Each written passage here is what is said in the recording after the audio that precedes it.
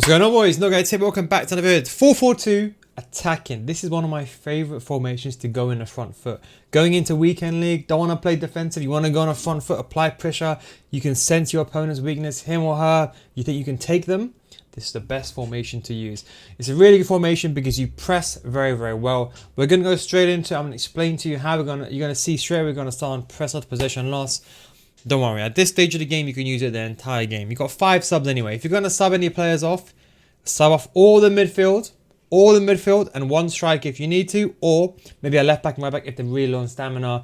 Or sometimes I like to actually sub off. Now, this is a bit of me. I sub off 2 centre mids.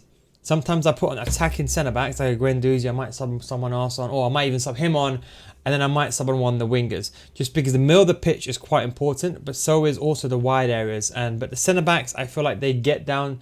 I feel I'm a bit of a nut when I play. I run out my centre backs like no tomorrow, so I find that weakness myself. But for most of you, midfield 4 and maybe one of the players, the striker, maybe put someone else on, or maybe one of the left backs and right backs.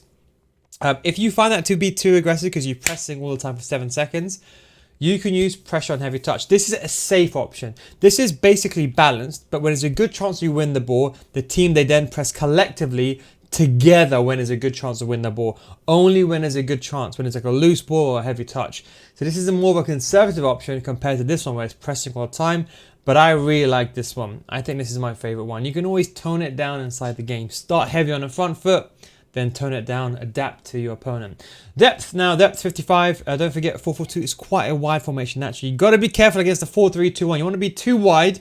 The 4-2-3-2-1, 4-3-2-1, especially down the middle, in the middle area, the driven pass to the striker, making a run in behind. You know how dangerous it is. You got to be very, very careful in regards to that. So don't go too crazy with the width, even though it does make sense to be applying pressure.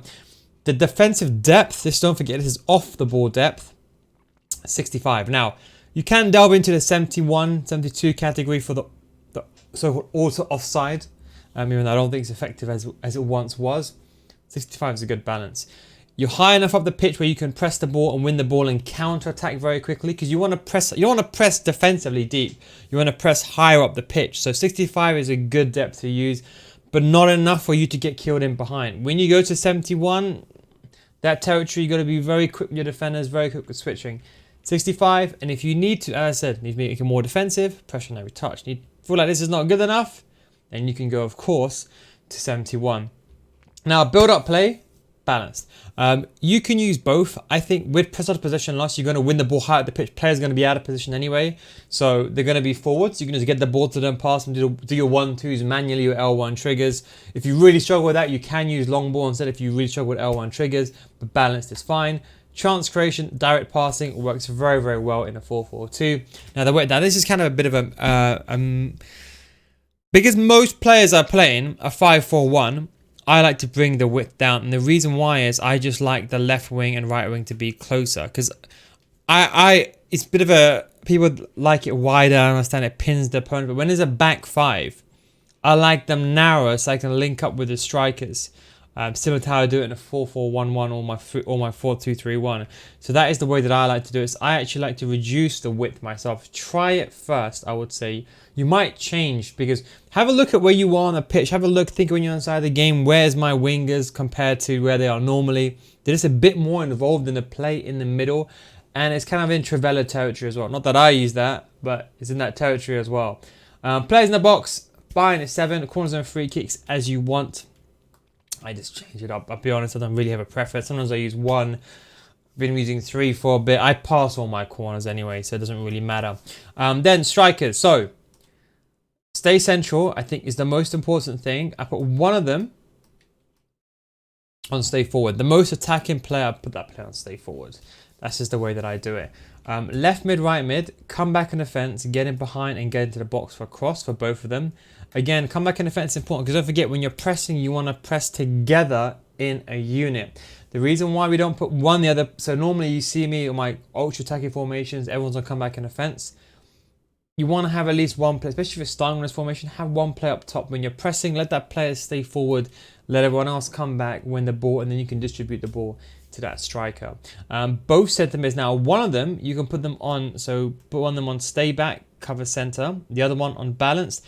if this player's got a bad work rate, let's say for example, I don't know, I got Adeyemi here. He works very, very well.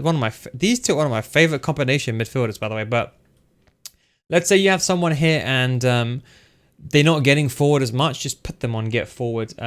If you're still trying with that, you can put long ball on, but get forward is really, really good. I would say if you're not using long ball here, make sure you put get forward on if you don't like the movement. I leave it on balanced.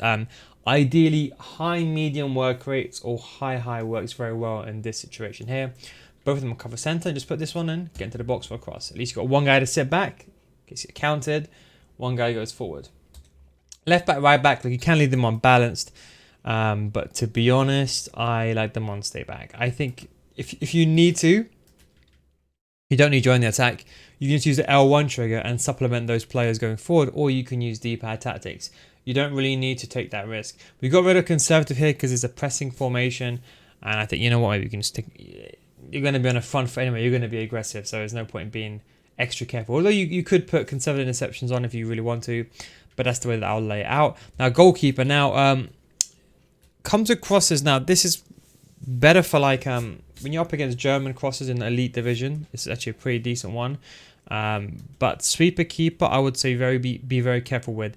With the pressing formation, what I realize is sometimes they just commit too much by themselves because your defense are out of position. Although coming out of the goalkeeper is probably the most effective way of defending, I just think you want that control yourself. And that's what I'd mention for that. The most important thing is, guys, you need fast players here because these guys, they're going to be pressing. Yeah. So if you put someone there with 85 sprint speed, you need people that are quick, especially because your opponent's going to have better players as well, good agility and balance. Look at the back. I got Becker and Guendouzi, right? Becker is like 70k, one of the best centre backs in the game for like 70k. You got Guendouzi, you got Klosterman, you got all these players. Even though they've might be a bit more clunky, they're still got team season stats. They're still very, very good. They're very, very quick, good passing, no weak foot. So what you need to do is you need to make sure these players are quick. Make sure they're fast and get the ball from A to Z. Press from A to Z to get the ball as quickly as you can. One of the strikers you can get away, one clunky, one liquid. I prefer like one middle and one liquid always, or two liquid, as in liquid, good agility, balance, good movement. The box-to-box players are very important. These have to be pacey players. If you're putting here a gold Canter, even that Canter, I don't know what card it is. I think there's two Canter cards. But if you have someone here below 85 sprint speed, it's not going to work that well. In my opinion, you put a Shadow or a Hunter on these guys over here, or Shadow on this guy, Hunter on this guy. Max out the speed. In this formation, max out 99 speed everywhere. It's going to make a massive difference when you're pressing. And in the back, pretty self-explanatory. No one should be using an 80 pace centre back at this stage. If you're still using Ramos at team of the group stage, whichever one it is, get rid of him, please. It's not that good. It's too slow, in my opinion, for this stage of the game. But anyway, guys, thank you very much for watching. Hope you enjoyed the video. Don't forget, if you want to get better at FIFA, you can come to my FIFA School Series, patreon.com/no guys, link down below in the description, or it should be in the comment section pinned, or you can click, I think, over there on the other side of the screen, over there, and you can, of course, get to the website. Don't forget, don't go back after 1 month. I'll refund your money as a nil, guys, guarantee. Thanks for watching. Take it easy, of course. Catch you next time. Peace out.